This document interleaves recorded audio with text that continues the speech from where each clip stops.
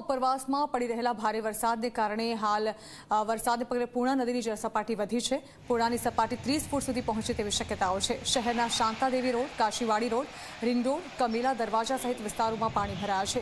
વિસ્તારના લોકોને સુરક્ષિત સ્થળે ખસી જવા માટે અપીલ કરવામાં આવી છે। તૈયારીઓમાં ફૂડ પેકેટની તૈયારી થઈ ગઈ છે। સવારના ફૂડ પેકેટ પહોંચી ગયા છે। કાલે રાતની ફૂડ પેકેટ ચાલુ છે। અત્યારે પણ સાંજનું ફૂડ પેકેટની 5000ની પેકિંગની અમે તૈયારી કરી દીધી છે। નીચાણવાળા વિસ્તારોનું અમે સ્થળાંતર કરાવ્યું છે અને અસરગ્રસ્તમાં હવે આપણે ગણીએ જોઈએ તો નિખિલા નગરી છે, કાલિયાવાડી છે, રામલામોરા વિસ્તાર છે, એવા અસરગ્રસ્ત દશેરા ટેકરી છે, એવા અસરગ્રસ્ત વિસ્તારોમાં અમે જાણ કરી દીધી છે કે તમે નીચાણવાળા વિસ્તારોમાં જે કંઈ હોય ફસાયા હોય તો તેને આશ્રય સ્થાનમાં ખસેડી દે અને તેમને સાવચેતીના પગલાં લેવા વિનંતી। નવસારી જિલ્લાના ઉપરવાસમાં પડી રહેલા વરસાદને કારણે નવસારીની સ્થિતિ 2 દિવસથી ખરાબ છે। વાત છે નદીઓની, કારણ કે નદીઓમાં જે જળસ્તર સતત વધી રહ્યું છે। આજે સવારથી પૂર્ણા નદીનું જળસ્તર ઘટ્યા બાદ ફરી આ પૂર્ણાના પાણી જે છે એ વધી રહ્યા છે।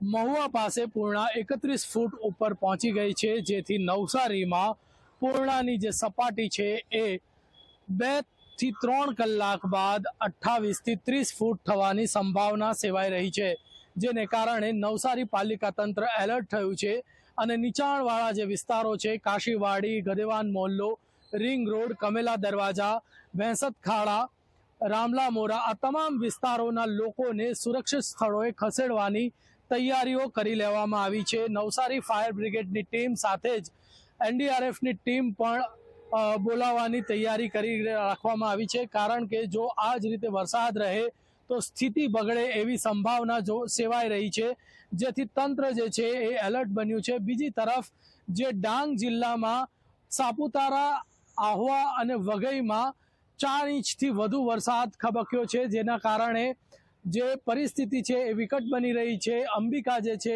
એ ભયજનક સપાટીથી 4 ફૂટ ઉપર એટલે કે 32 ફૂટ પર પહોંચી ગઈ છે અને કાવેરીમાં પણ જળસ્તર વધીને 21 ફૂટે પહોંચ્યું છે, જેથી બિલ્લીમોરા શહેર અને જે કાંઠાના ગામો છે ત્યાં આગળ પણ પરિસ્થિતિ વિકટ બની રહી છે, જેથી બિલ્લીમોરા પાલિકા તંત્ર સાથે જિલ્લા તંત્ર પણ જે છે એલર્ટ બન્યું છે।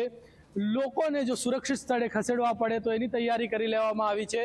જો આ જ પરિસ્થિતિ રહે તો જિલ્લાની સ્થિતિ હજુ વિકટ બની શકે છે, ત્યારે તંત્ર જે છે એ એલર્ટ છે। સાથે જ જે રાજકીય આગેવાનો છે અને સામાજિક આગેવાનો છે એ પણ ગ્રાઉન્ડ પર કામ કરીને લોકોના માટે મદદરૂપ થઈ રહ્યા છે।